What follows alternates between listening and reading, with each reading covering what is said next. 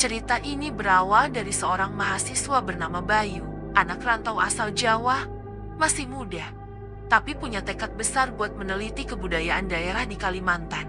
Dia ambil jurusan antropologi, dan emang sudah terbiasa bolak-balik ke daerah-daerah terpencil buat ngumpulin data. Bedanya kali ini, apa yang dia jalani bukan sekadar penelitian biasa, tapi pengalaman yang gak pernah hilang dari ingatannya seumur hidup. Bayu waktu itu lagi singgah di sebuah kota kecil di Kalimantan, tempat dia nginep sambil nyusun rencana buat penelitian. Di warung kopi sederhana, dia ketemu sama seorang pemandu lokal yang udah cukup tua. Namanya Pak Sarman. Dari cerita-cerita orang sekitar, Pak Sarman dikenal sebagai orang yang hafal seluk-beluk hutan. Kalau ada yang mau masuk pedalaman, biasanya minta bantuan dia. Bayu langsung mikir, cocok banget buat ngajak orang ini sebagai penunjuk jalan. Obrolan awalnya biasa aja, ngebahas soal sungai, kehidupan warga di pedalaman, sampai sejarah desa-desa tua. Tapi tiba-tiba, tanpa sengaja, Pak Sarman nyeletuk soal sebuah desa yang katanya jarang banget dikunjungi orang luar. Desa itu letaknya jauh di dalam hutan, bahkan gak ada di peta resmi manapun. Bayu yang memang dasarnya gampang penasaran, langsung ngeh. Dia tanya lebih dalam, desa apa itu? Siapa warganya? Dan kenapa gak ada orang luar yang tahu? Tapi jawaban Pak Sarman malah bikin bulu kuduk merinding. Dengan nada rendah dan tatapan serius, dia bilang, desa itu beda. Nak, kalau orang asing masuk, belum tentu bisa pulang. Bayu sempat ketawa kecil. Ngira itu cuma cara Pak Sarman buat nakut-nakutin biar dia nggak maksa. Tapi dari raut wajahnya, jelas banget kalau kalimat itu bukan sekadar omong kosong. Justru semakin dilarang. Rasa ingin tahu Bayu makin membesar dalam hatinya. Kalau benar ada desa yang gak pernah tersentuh orang luar, itu justru penemuan berharga buat penelitian. Bisa jadi bahan skripsi atau bahkan penelitian akademis yang luar biasa. Beberapa hari kemudian, Bayu balik lagi ketemu Pak Sarman. Kali ini dengan niat serius. Dia bujuk dengan berbagai cara. Bilang kalau dia cuma mau lihat dan belajar. Gak akan macam-macam. Awalnya Pak Sarman keras kepala, gak mau sama sekali. Tapi setelah dibujuk lama, ditambah sedikit iming-iming bayaran, akhirnya dia luluh. Meski dengan wajah muram, dia setuju buat nganterin Bayu. Dengan satu syarat, jangan pernah berpisah atau sok nekat jalan sendiri. Bayu angguk, meski dalam hatinya masih setengah yakin kalau semua ini cuma cerita berlebihan. Mereka berangkat.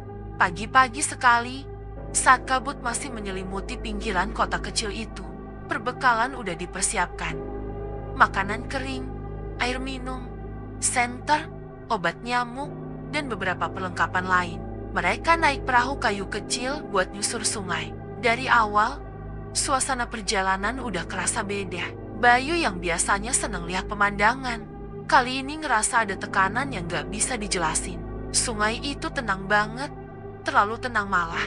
Di kiri kanannya cuma ada pepohonan besar yang rapat. Batangnya menjulang tinggi kayak tembok alami yang nutup cahaya matahari. Sesekali, Bayu nengok ke atas, lihat ada burung elang melintas. Tapi anehnya, suara burung kecil, jangkrik, atau serangga lain yang biasanya ramai di hutan, hampir gak ada. Seolah hutan itu sengaja bungkam. Udara juga beda. Awalnya segar, tapi makin ke dalam, makin berat. Bayu bahkan sempat merasa kayak ada yang ngikutin perahu mereka dari balik pepohonan. Beberapa kali dia nengok, berharap lihat monyet atau hewan liar lain. Tapi yang dia lihat cuma bayangan pepohonan bergerak pelan, kayak ada sesuatu yang ngintip tapi sembunyi cepat-cepat. Pak Sarman yang duduk di depan cuma mendayung dengan wajah datar, seolah udah biasa dengan suasana kayak gitu. Sesekali, Bayu tanya ini itu, tapi jawabannya pendek, jangan banyak ngomong. Nah, dengarkan hutan ini. Kalimat itu makin bikin Bayu merinding. Tapi dia pura-pura tenang. Setelah beberapa jam, perahu mereka makin jauh masuk. Matahari udah tinggi. Tapi, cahaya yang sampai ke permukaan sungai tipis banget, tertutup rapat sama dedaunan raksasa di atas kepala. Bayu sampai susah ngebedain jam berapa sekarang. karena suasana kayak selalu sore. Hampir setengah hari perjalanan. Badan Bayu udah pegal karena duduk di perahu kecil itu. Dia mulai mikir, jangan-jangan Pak Sarman cuma muter-muter doang buat nakut-nakutin. Tapi rasa ragu itu langsung hilang waktu dari kejauhan.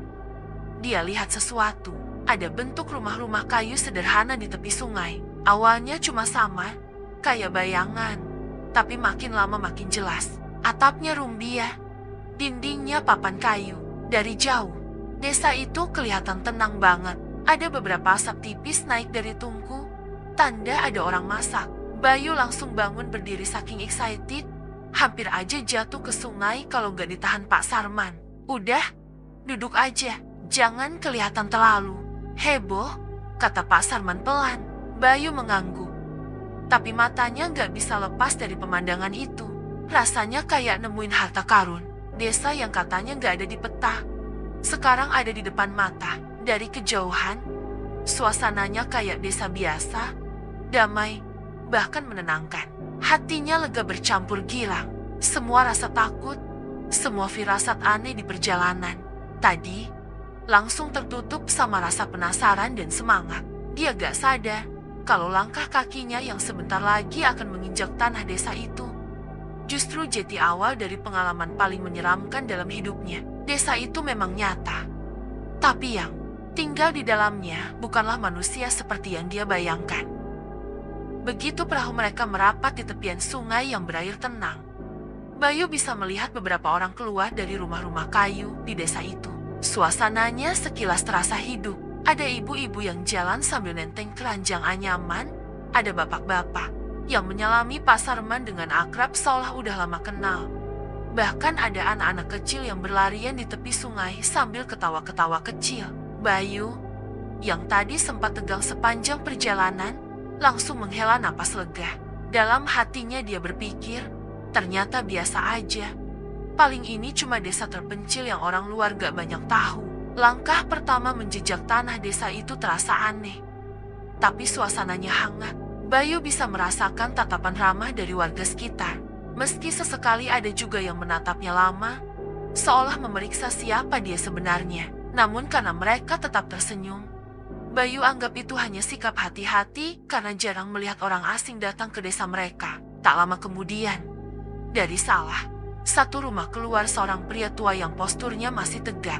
Rambutnya sudah memutih, tapi matanya tajam dan sorot wajahnya penuh wibawa. Dialah kepala desa yang kemudian diperkenalkan sebagai Pak Gading. Suaranya berat tapi lembut, tutur katanya halus, seolah punya cara bicara yang bisa bikin orang langsung merasa nyaman. Dengan ramah, dia bilang senang sekali ada orang luar yang mau mengenal desa mereka.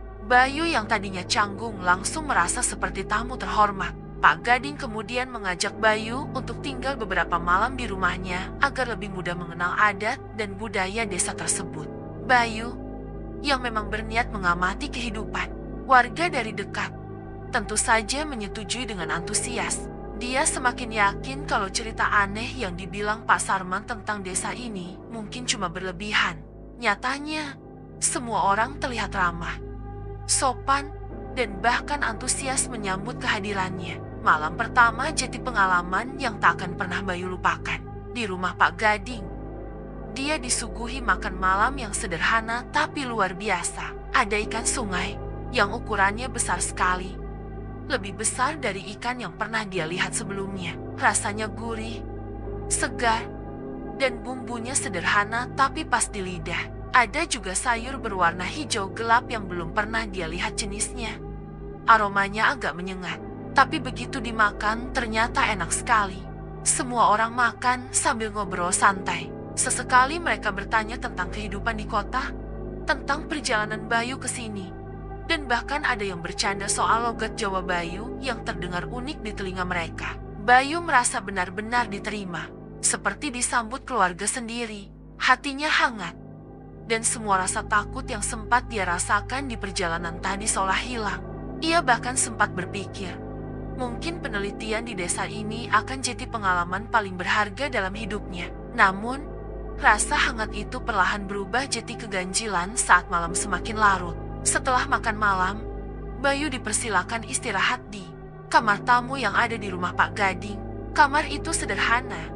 Dindingnya papan kayu, lantainya beralaskan tikar anyaman, dan hanya ada sebuah lampu minyak kecil di pojokan. Udara malam terasa dingin, dan suara-suara serangga mulai terdengar samar. Di luar, Bayu sempat berbaring, mencoba memejamkan mata. Tapi pikirannya masih sibuk membayangkan betapa uniknya desa ini. Di tengah rasa kantuk yang mulai datang, Bayu tiba-tiba terbangun. Awalnya dia mengira hanya karena suara-suara serangga yang makin keras. Tapi setelah diperhatikan baik-baik, ada suara lain yang jauh lebih jelas. Suara itu bukan suara alam, melainkan suara langkah kaki.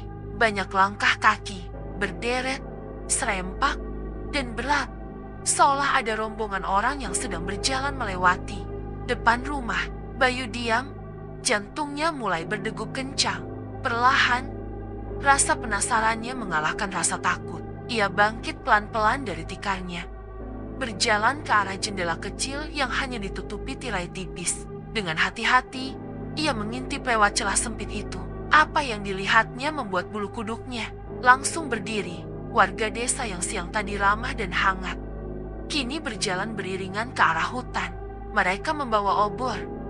Cahaya api bergoyang-goyang dalam kegelapan. Tapi bukan itu yang bikin Bayu tertegun. Wajah-wajah mereka terlihat pucat, hampir seperti tak ada darah yang mengalir. Mata mereka kosong, pandangan lurus di depan tanpa berkedip, dan cara mereka melangkah sama sekali tidak wajar. Kaku, berat, seperti boneka yang dipaksa berjalan. Bayu menelan ludah, tubuhnya gemetar hebat. Rasa dingin menjalar dari ujung kaki sampai ke tengkuk. Ia buru-buru mundur, menutup jendela rapat-rapat, lalu berbaring lagi sambil menutupi tubuhnya dengan kain tipis. Nafasnya memburu. Keringat dingin bercucuran meski udara malam begitu menusuk. Dalam hatinya, Bayu berusaha menenangkan diri. Mungkin itu hanya ritual adat yang belum dia pahami. Mungkin itu bagian dari kebiasaan masyarakat sini yang terlihat aneh di mata orang luar. Tapi semakin dia mencoba mencari alasan logis, semakin kuat rasa takut yang menghantui. Karena langkah-langkah itu masih terdengar jelas. Semakin lama semakin jauh, hingga akhirnya menghilang di balik hutan. Bayu menutup matanya erat-erat, mencoba memaksa dirinya tidur. Tapi bayangan wajah pucat dengan mata kosong itu terus terbayang. Hatinya mulai ragu.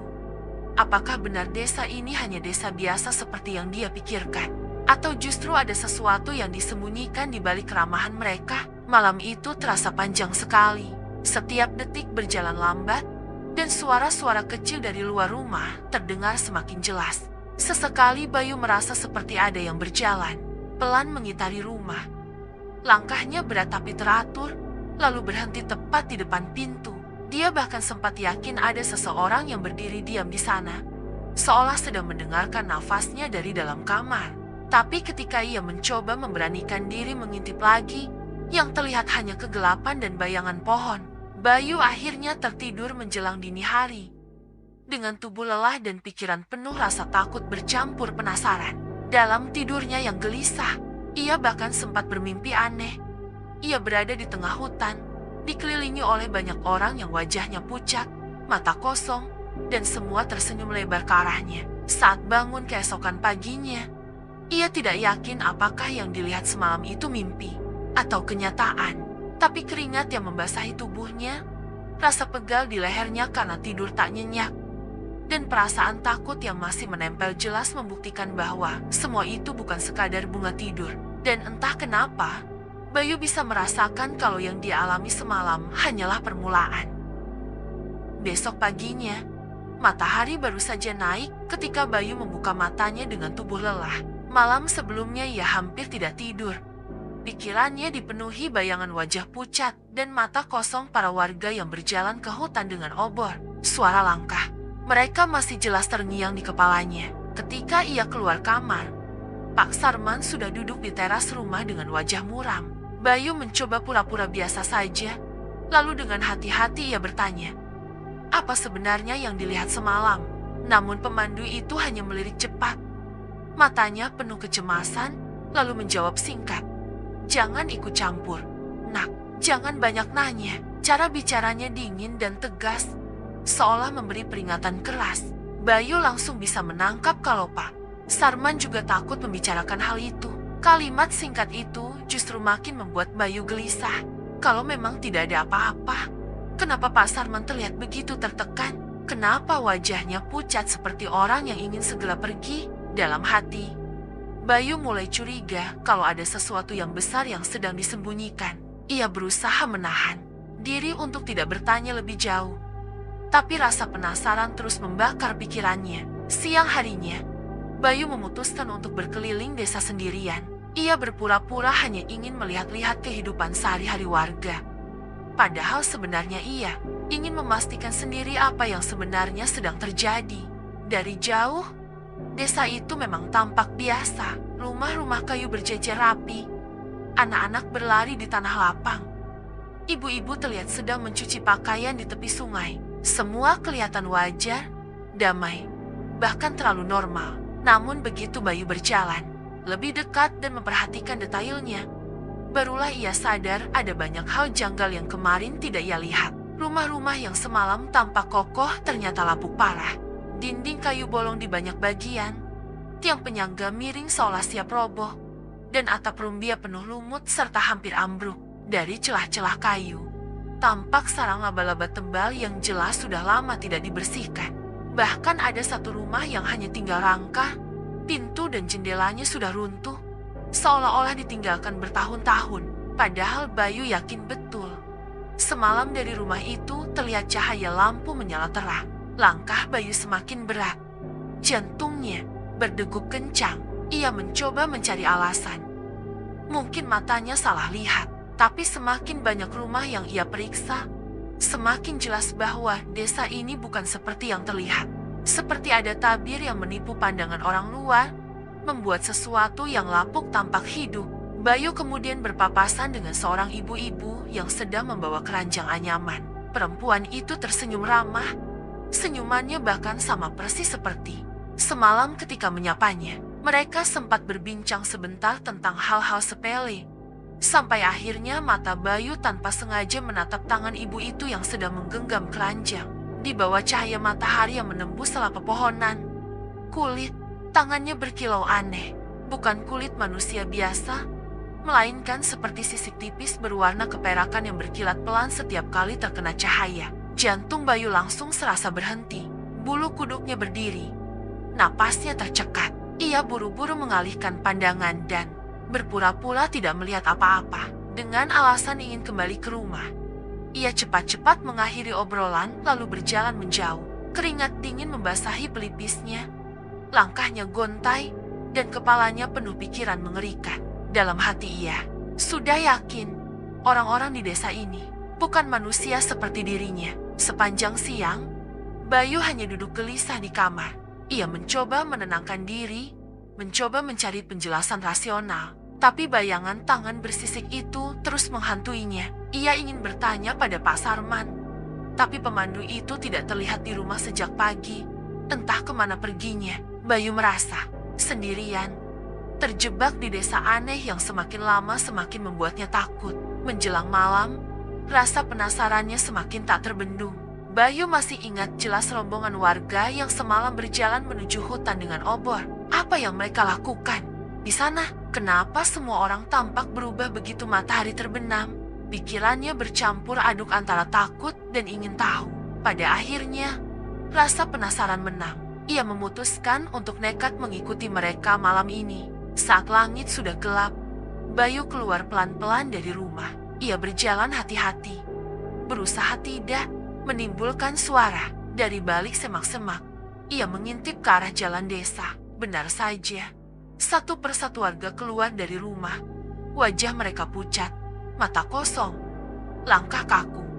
Persis seperti semalam, mereka beriringan membawa obor menuju ke dalam hutan yang pekat.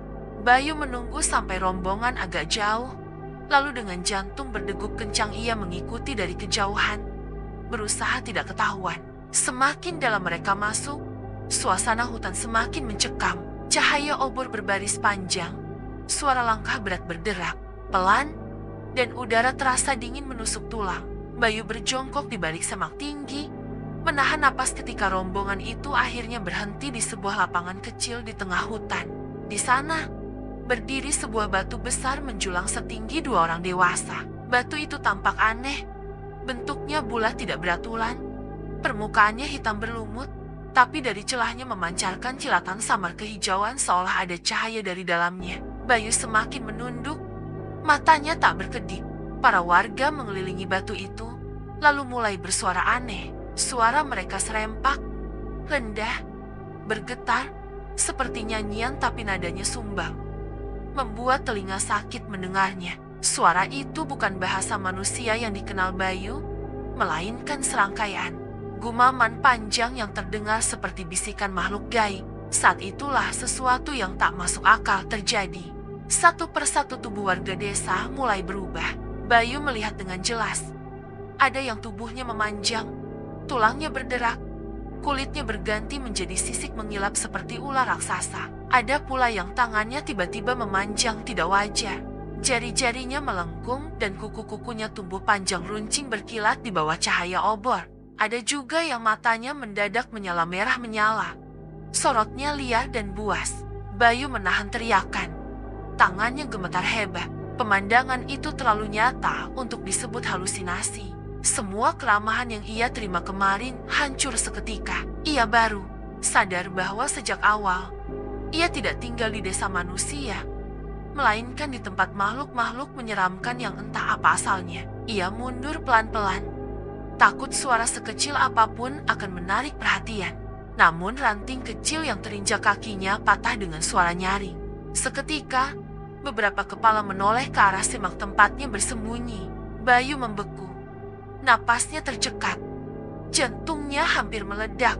Dalam detik itu, ia tahu jika ketahuan, mungkin malam ini akan jadi malam terakhirnya hidup sebagai manusia.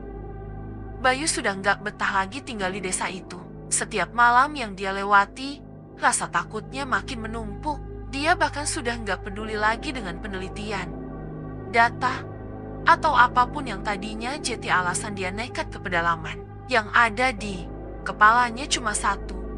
Bagaimana caranya keluar dari desa itu secepat mungkin? Malam sebelumnya, dia melihat dengan mata kepala sendiri bagaimana warga berubah jadi makhluk aneh saat ritual di hutan. Bayu sadar kalau nyawanya bisa terancam kapan saja kalau dia tetap di sana. Pagi itu, dengan wajah pucat dan mata yang sembab karena kurang tidur, Bayu mendekati Pak Sarman. Dia memaksa agar mereka segera pulang. "Pak, saya nggak mau lagi di sini. Tolong, sekarang juga kita cari jalan balik," katanya dengan nada serius. Pak Sarman yang biasanya tenang, kali ini justru terlihat gelisah. Matanya sayu. Tangannya gemetar saat merapikan barang-barang bawaan mereka. "Nak Bayu, bukan saya enggak mau, tapi jalan pulang itu sekarang sudah beda," ucapnya pelan. Bayu kaget. Maksudnya beda gimana? Kan jalurnya lewat sungai lagi. Tinggal ikutin arus sampai keluar. Pak Sarman menghela napas panjang. "Saya juga nggak ngerti. Tadi pagi saya coba cek sungainya. Alirannya buntu. Hutan di sekitarnya pun berubah. Kayak kita diputar-putar di tempat." Bayu nggak percaya begitu saja. Dia pikir mungkin Pak Sarman cuma lagi panik. Maka dengan terburu-buru, Bayu mengajaknya jalan ke sungai. Tapi benar saja, saat mereka tiba di tepian, jalur air yang kemarin jelas mengalir panjang, sekarang berhenti begitu saja di dinding hutan lebat. Air yang tadinya jernih dan deras kini menggenang, tenang, tanpa arah.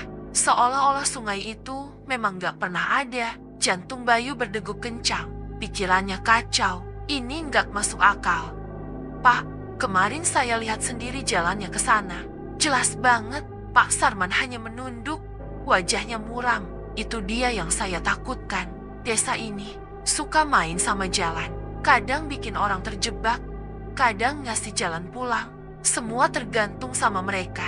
Sepanjang siang, Bayu mencoba mengalihkan pikiran dengan keliling desa lagi, berharap menemukan petunjuk. Tapi yang dia temui malah bikin suasana makin menegangkan. Rumah-rumah yang kemarin terlihat ramai kini makin jelas kehancurannya. Dinding, lapuk, atap hampir roboh. Pintu-pintu terbuka dengan engsel berkarat. Tapi anehnya, Dari dalam tetap terdengar suara-suara orang ngobrol, tawa anak kecil, bahkan bau masakan. Semua itu nggak nyambung dengan apa yang matanya lihat. Malam harinya, rasa takutnya makin menjadi. Bayu tidak bisa tidur sama sekali. Angin malam berhembus dingin, membawa suara-suara aneh yang membuat bulu kuduknya berdiri. Dari luar rumah, terdengar bisikan-bisikan samar. Semula ia kira hanya suara dedaunan yang digerakkan angin. Tapi semakin lama, suara itu terdengar jelas, memanggil namanya. Bayu. Bayu langsung merinding. Dia nekat mengintip dari celah jendela. Dan hampir saja jantungnya copot. Di halaman rumah kepala desa, hampir semua warga berkumpul. Mereka berdiri membentuk lingkaran, diam, menatap lurus ke arah rumah yang sedang ditempati Bayu. Wajah mereka berbeda dengan siang hari. Senyum mereka melebar berlebihan, mata kosong tanpa kelopak, dan kulit mereka pucat kehijauan. Seakan enggak, ada darah yang mengalir. Salah satu dari mereka bahkan melambaikan tangan pelan, seolah memanggil Bayu untuk keluar. Bayu mundur beberapa langkah. Napasnya ngos-ngosan. Dia merasa nggak bisa lagi menahan diri di rumah itu. Saat itulah, Pak Sarman masuk tergesa-gesa. Wajahnya panik. Nak Bayu, kita harus lari sekarang. Lari kemana? Pak, mereka semua di luar. Jangan mikir, ikut saya aja. Tanpa sempat banyak tanya, Bayu mengikutinya. Mereka keluar lewat pintu belakang, berlari menembus gelapnya malam. Suara langkah kaki warga terdengar mengikuti, berat dan serempak. Bayu menoleh sekilas dan hampir menjerit. Sosok-sosok itu kini berlari sambil mengeluarkan suara erangan. Sebagian wajahnya berubah makin menyeramkan, mata bersinar merah, mulut sobek hingga ke pipi, dan tangan memanjang dengan kuku runcing. Bayu dan Pak Sarman terus berlari, enggak peduli ke arah mana, asal menjauh dari desa. Nafas mereka terengah-engah, tubuh penuh luka karena tersayat ranting. Di telinga Bayu, suara-suara itu makin dekat. Bisikan namanya bercampur dengan suara ketawa aneh yang bikin bulu kuduk berdiri. Entah berapa lama mereka berlari, tapi tiba-tiba, saat fajar mulai menyingsing, Bayu melihat cahaya matahari menyinari aliran sungai. Anehnya, sungai itu sama persis dengan jalur pertama kali mereka datang. Airnya mengalir deras. Perahu kayu mereka masih terikat di pinggir. Bayu hampir gak percaya. Dia berhenti, terengah-engah sambil menatap Pak Sarman. Pak, ini sungainya. Balik lagi. Pak Sarman hanya mengangguk. Wajahnya pucat. Kita nggak boleh buang waktu. Cepet naik.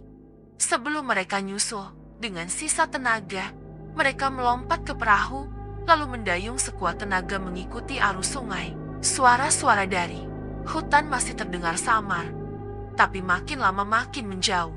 Bayu memejamkan mata, berharap semua itu cuma mimpi buruk. Saat matahari sudah tinggi, mereka akhirnya tiba di tepian desa yang lebih ramai. Desa sungguhan yang memang dihuni manusia. Warga sekitar menyambut mereka. Tapi saat Bayu dan Pak Sarman menceritakan apa yang terjadi, semua orang hanya menggeleng pelan. Sudah sering ada cerita begitu.